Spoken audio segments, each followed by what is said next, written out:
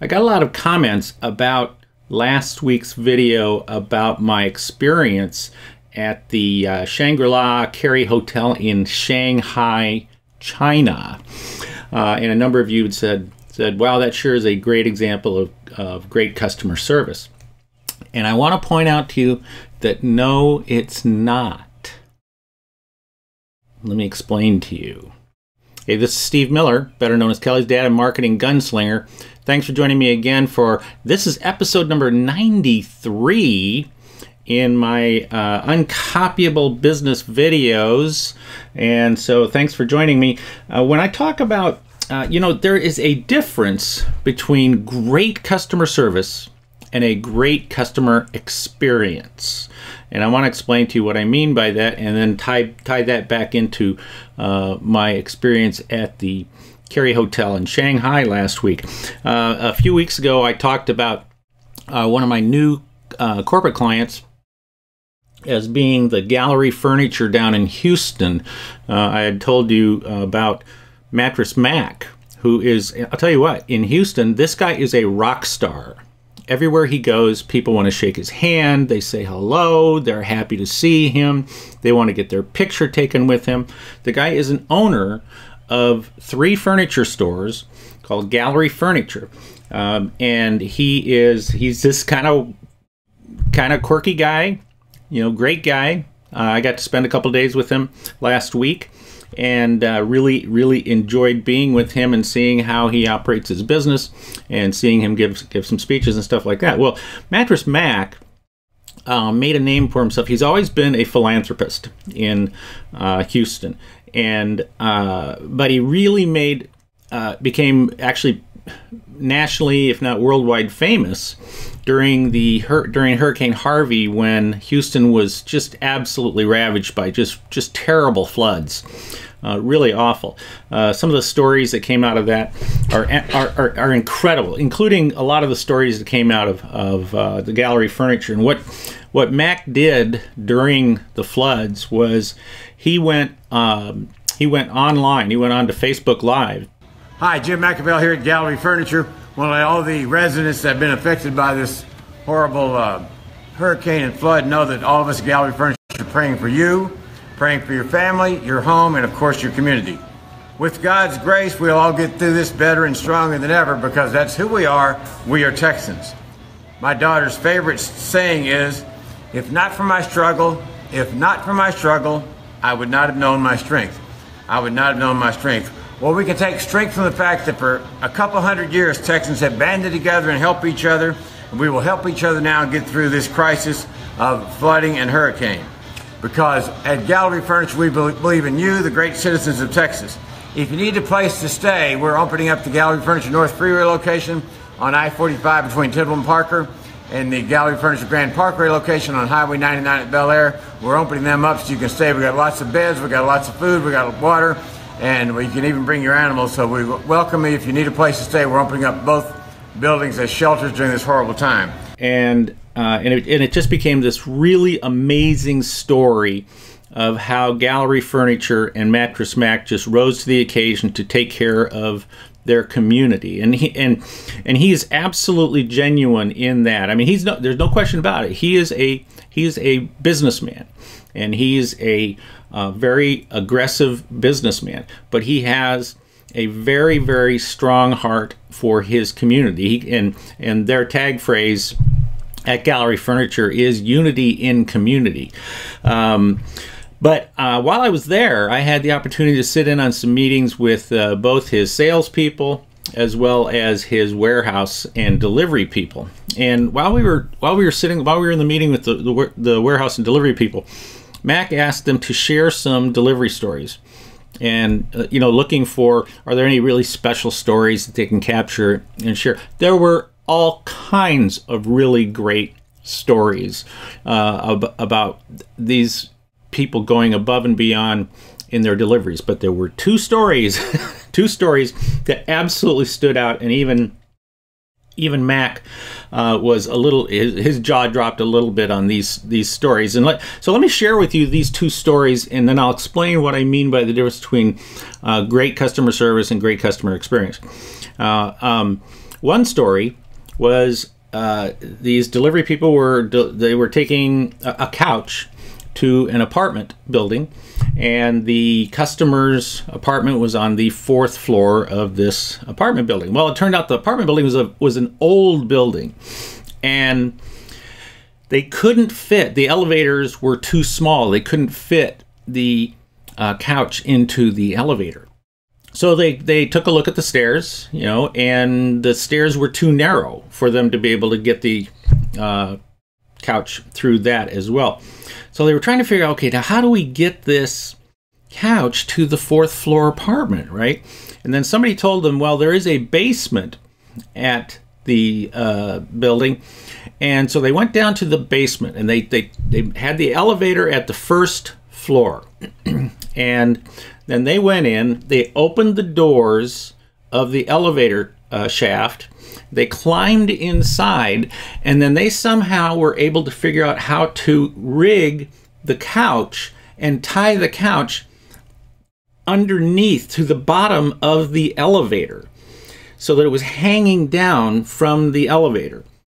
Then they went back up, they got in the elevator, they took the elevator to the 5th floor, and then they came back out, they went down to the 4th floor, they opened the doors, and then they climbed out into the elevator shaft and pulled that couch in through the elevator door, you know, and were able to get it into the apartment. An amazing, amazing story, right, of going above and beyond in the delivery. Now, the second story, the second story that was told was some guys were delivering, I think it was some bedroom furniture, to a ranch, a farm outside of Houston, and they're out there and they get the furniture inside, and they turn to the woman who was there, and they said, "Is there anything else that you need to have done? You know, what else do you need to have done around your home?" And the woman said, "Well, fortunately, my husband is hurt, and he can't really do any work around here, and we really need to feed the cows, feed the cattle, and then exercise the horses." And you know, she said, I'm really not able to do that. And the guys just absolutely swung into action. Luckily, one or both of them had farm experience and horse experience, so one of them just, you know, went right into action and went out and took care of moving the cattle into the corral or wherever they needed to go, into the barn or something, so it could feed them. And apparently there was one cow that was particularly stubborn, and they had to figure out a way to get that cow in there. So they got the cattle fed, and then one of them knew how to ride, and he went out, jumped on the horse's bareback, and just rode around to give them some exercise. And of course, that means they were there for quite a while. And they got done and said, you know, "Thank you very much, ma'am." And the man, and of course, the woman is like, "Holy cow, this is unbelievable." And they left, and they came back and shared that story with us in the meeting. So now, okay, here's the thing, is that one of those stories is a customer service story. One of those stories is a customer experience story. You see, the couch story is a great, and yes, of course, it's an amazing customer service story, because they were delivering the couch. Their job was to deliver the couch. And so they had to go above and beyond what it took to typically deliver a couch to somebody. But the act of tying the couch to the bottom of the elevator and then, you know, climbing out into the shaft and pull all that stuff, that was part of the service of delivering the product, right? So that is a customer service story. Now, the cows and the horses part of the story, that is not a customer service story. That is a customer experience story, because they delivered the furniture and they were done with the furniture. They asked, "What else can we do to help you?" And ended up doing, you know, feeding the cattle and riding the horses. That is something that had nothing to do with the service of delivering, the furniture. That was above and beyond. That was outside the purview. That is the customer experience. So when I talk about in my book and speeches and when I'm out working with people, when I talk about that, that the old way of competing in the marketplace was based on three, primary components. The first component was product. The product itself. Was the product high quality? Did the product have some kind of unique benefit to it, unique feature to it that the competition couldn't have? And nowadays, because of technology making it so easy to copy what your competition is doing, it makes it easy to enter markets, which makes it easier for smaller companies to compete with larger companies. And the speed of copying is it's down to no time at all, right? So it's very, very difficult to separate ourselves from the competition with just the product. Okay. Then the second component being customer service, the service behind the sale, and then the third component being price. And when we talk about the historically the way companies competed, it was on those three components. If you had a very, very high level, couches, I don't know, made by hand, I don't know, but really, really well designed, higher material, then you can charge a lot more money for them. And so you can have a high price to have a high quality. But unfortunately, nowadays, and if you wanted to have a lower price, well, you had to kind of give up on either quality or customer service for that example. Unfortunately, nowadays, it's sort of like the quality is given. It's a given that there's quality in all products that are made today. Customer service is every single company says that they deliver the best customer service in their market. Everybody does. You do. It's on your website. Go look.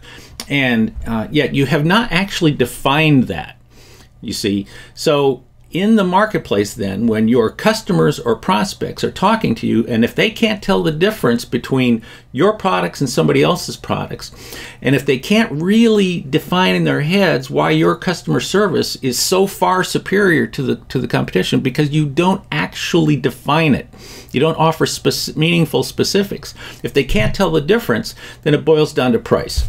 And price is always, the price pressure today is really amazing, how tough it is. So the thing is that it's all well and good to have these great customer service stories, and I think you should have great customer service stories to support that you say you give great customer service. And Mack and his team are going to use the elevator story without a doubt.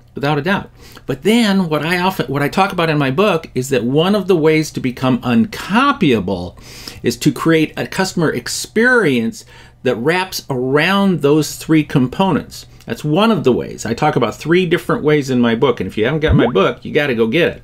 And the customer experience is one of those ways. And the story about doing the what else can we do for you that's outside of the purview of what the original relationship was based on. The original relationship was based on buying some furniture and having furniture delivered. Nowhere in that implicit implied agreement does it say that you will feed our cattle and ride our horses. So you see, so that's an example of customer service. I mean, a customer experience beyond the service, outside of the service. And that's what happened at the Shangri-La Cary Hotel when the housekeeper went in and through awareness was able to see that my shoes were larger than the slippers that were in the room. And so she replaced the slippers with larger slippers. And she said, yeah, I hope you like these. These are good. Great examples of the difference between customer service and customer experience. Hope that helps you this week. That's this week's Uncopyable Business. This is Steve Miller, better known as Kelly's dad and marketing gunslinger. I will be back again next week with another episode of Uncopyable Business. And in the meantime, always remember, be uncopyable. See ya.